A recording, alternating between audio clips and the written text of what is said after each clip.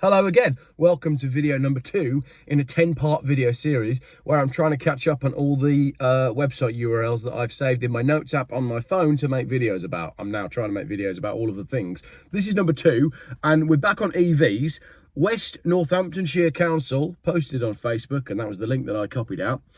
We want your feedback on plans to support the increase in electric vehicles across West Northants through developing and expanding the current charging infrastructure. So, this is the exact same thing that I did a video about just last week with Worcester. So, clearly all these councils have been given this wedge of money, or are about to be given a wedge of money to expand their charging infrastructure, which I find a bit crazy because, you know, there's better things that we could spending money on, and I said that in my last video.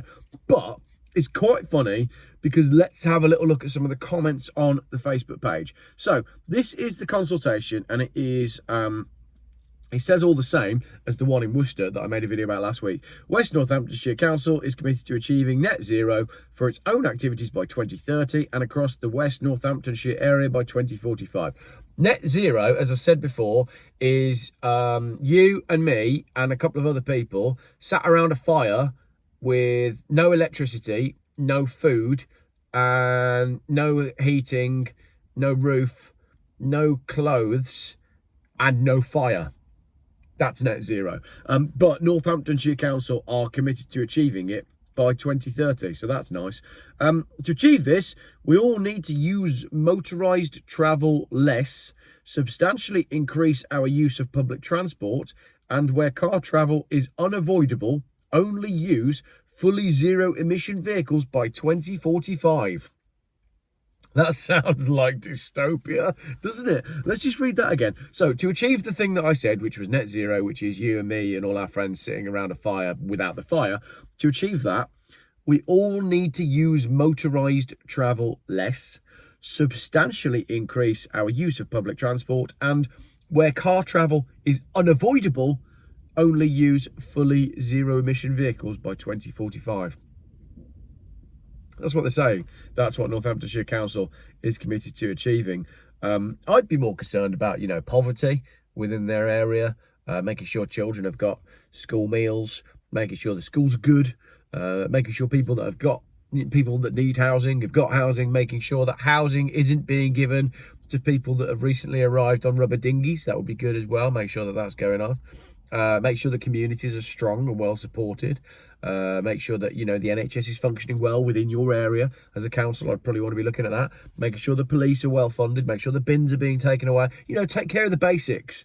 But no, they're committed to achieving net zero. So again, this again is the same thing about talking about the EV charging structure, but it's all the same balls that we dealt with in Worcester.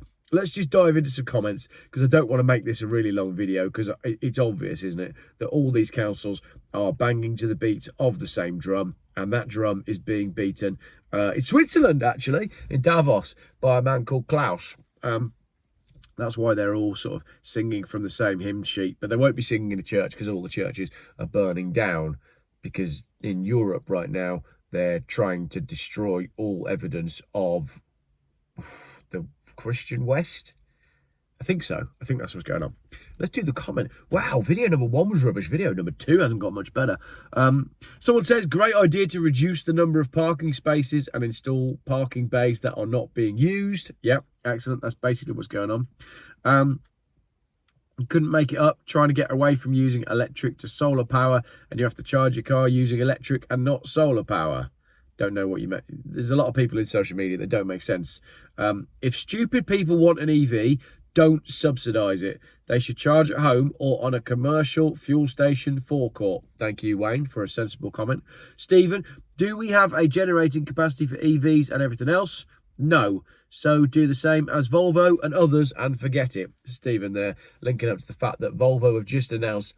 Interestingly, Volvo were the first people to make a really big fanfare, make a really big deal about the fact that they were going EV only. Do you remember? It was in the news and they were all like, yeah, we're definitely going EV only by 2030. We're going to be the first manufacturer to only sell EVs.